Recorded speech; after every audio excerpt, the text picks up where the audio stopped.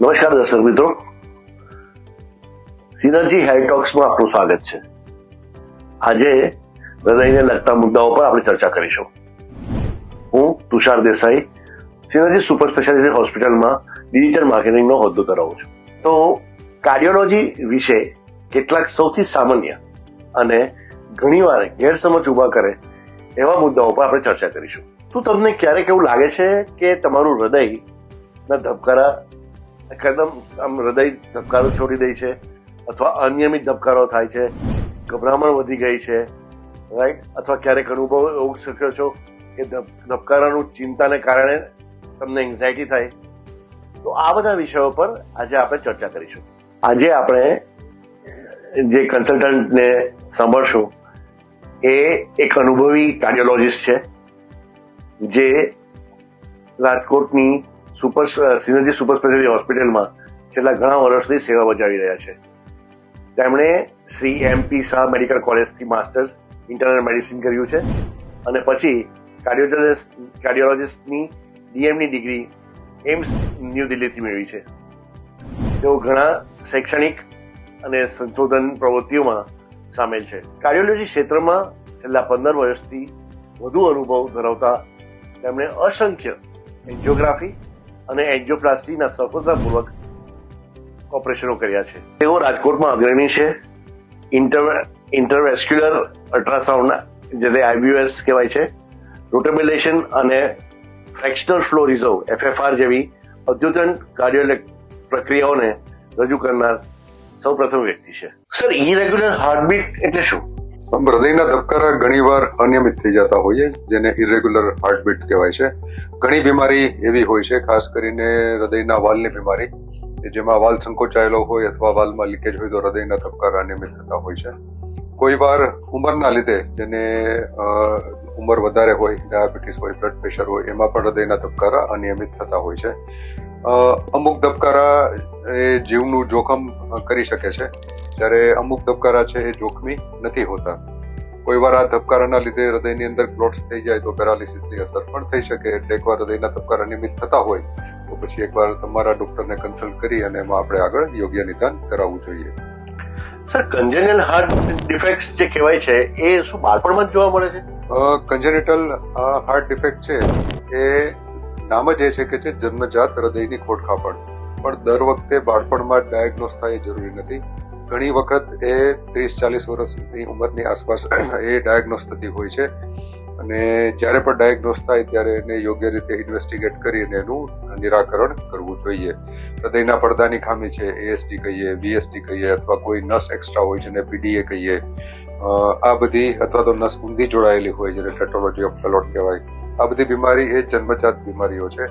મોટાભાગની બાળપણમાં ડાયગ્નોસ થઈ જાય, પણ ઘણીવાર ASD છે અથવા તો કોઈ વાલ છે એનો પડદો મોટો હોય જેને MVP કહેવાય, આ બધી બાળપણમાં ડાયગ્નોસ ન થાય, એ 30-40 વર્ષની ઉંમરની આસપાસ ડાયગ્નોસ થાય તો પછી એનું યોગ્ય નિદાન અને સારવાર કરવી જોઈએ. સર, ડાયાબિટીસ વર્લ્ડ વાઇડ એક બહુ મોટી બીમારી છે, તો એ હાર્ટને ડિરેક્ટલી કેવી રીતે અફેક્ટ કરે છે? ડાયાબિટીસ હાર્ટને ઘણી બધી રીતે અફેક્ટ કરે છે. વાત કરીએ તો ડાયાબિટીસના લીધે હૃદયની જે ધમનીઓ છે, શીરા છે, જેને આર્ટરીઝ કહીએ છીએ, એની અંદર કોલેસ્ટ્રોલ ડિપોઝિટ થાય છે, અને એ કોલેસ્ટ્રોલ ડિપોઝિટ થવાથી એને હૃદયની ઇસ્ચેમિયા એટલે કે છાતીનો દુખાવો ને બધું થઈ શકે, અને આગળ જતા એટેક એના લીધે આવી શકે. બીજું કે ડાયાબિટીસના લીધે ઘણીવાર એટેક આવે તો કોલેટરલ જે ડેવલપ થવા જોઈએ, એટલે કે સામાન્ય ભાષામાં કહીએ તો નેચરલ બાયપાસ થવું જોઈએ, ઘણીવાર ડાયાબિટીસના પેશન્ટમાં જોવા નથી મળતો. અને ડાયાબિટીસના લીધે હૃદયરોગની બીમારીઓ સામાન્ય રીતે જે ઉંમરે આવે એના કરતાં 10 વર્ષ વહેલી આવતી હોય છે. એટલે ડાયાબિટીસના લીધે નાની ઉંમરે અને વધારે જ ખરાબ હૃદયની બીમારી આવતી હોય છે. એટલે જ ડાયાબિટીસને ટ્રીટ કરવો એ ખૂબ જ જરૂરી છે. સર, હમણાં રિસન્ટ પાસ્ટમાં ઘણા નામચીન એક્ટરો અને જે લોકો સ્પોર્ટ્સ પર્સનાલિટીઝ છે, સેલિબ્રિટીઝ છે, જે લોકો સ્વાસ્થ્ય રીતે બહુ જ એ લોકો ગંભીર હોય છે, તો એ લોકોની ડેથ થઈ છે.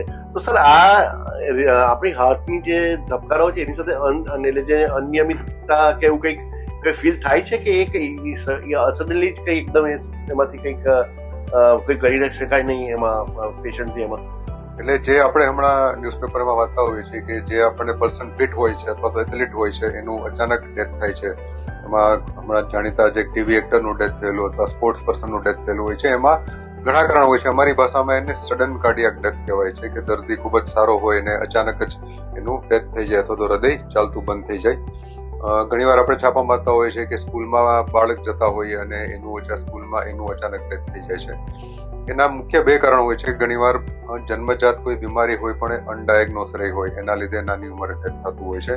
ઘણીવાર આપણે એક્સ્ટ્રીમ એક્સરસાઇઝ કરતા હોય, ખાસ કરીને મેરેથોન રનિંગ છે અથવા તો ટ્રાયથલોન છે અથવા તો જીમમાં આપણે એક્સ્ટ્રીમ કરતા હોય, એ દરમિયાન હૃદયની નસ ઉપર એટલું બધું પ્રેશર આવે કે એની દિવાલ ફાટી જાય અને એમાં અચાનક એટેક આવી જાય, જેને અમારી ભાષામાં એક્યુટ પ્લાક રપ્ચર કહેવાય. તો આ બધી કન્ડિશન આપમાં વ્યક્તિનું અચાનક મોત થઈ શકે, જે એકદમ સાજી હોય અને એનું ઇવેન્ટ આ રીતે થઈ જાય. એટલે જ કે જીમ છે અથવા સ્પોર્ટ્સ છે, ત્યાં કંઈ પણ કરો તો એક્સ્ટ્રીમ ના કરવું જોઈએ. તમને એવું લાગે કે તમારા કમ્ફર્ટ લેવલથી વધારે જઈ રહ્યું છે તો એ ત્યારે આપણે સ્ટોપ કરી દેવું જોઈએ. હાર્ટ પાલ્પિટેશન એટલે કે હૃદયના ધબકારા હોય કે નિયમિત એટલે અનિયમિત ચાલતા હોય એને પાલ્પિટેશન કહેવાય. ઘણીવાર ધબકારા ચાલતા હોય એની આપણને ફીલ ના થાય, ખબર ના પડે. એ ખબર પડવાનું ચાલુ થાય એને પણ પાલ્પિટેશન કહેવાય. એના ઘણીવાર બ્લડ પ્રેશર ખૂબ વધારે હોય અથવા હૃદયના વાલ્વમાં લીકેજ હોય અથવા હૃદયનો વાલ્વ સંકોચાયેલો હોય, તો આ કન્ડિશનમાં આપણને હૃદયના ધબકારાની ખબર પડે, જેને પાલ્પિટેશન કહેવાય. કોઈ વાર હૃદયના ધબકારા અનિયમિત થતા હોય, હૃદય ખૂબ જ ફાસ્ટ ચાલતું હોય અથવા તો એકદમ સ્લો ચાલતું હોય, આ બધી કન્ડિશનમાં પણ આપણને હૃદયના ધબકારા ફીલ થાય, જેને આપણે પાલ્પિટેશન કહીએ છીએ. એટલે એને એકવાર શેના લીધે આ પાલ્પિટેશન આવે છે, હૃદયની બીમારીના લીધે આવે છે, એ હૃદય વાલ્વમાં લીકેજ છે અથવા તો એના લીધે હૃદયના ધબકારા અનિયમિત થઈ રહ્યા છે અથવા તો બીજું કોઈ કારણ છે, એકવાર એનું આપણે યોગ્ય કાર્ડિયોગ્રામ ને બધું કાઢવો જોઈએ, ઇકો કરવો જોઈએ અને એનું આગળ ઇન્વેસ્ટિગેટ કરીને એનું સારવાર લેવી જોઈએ.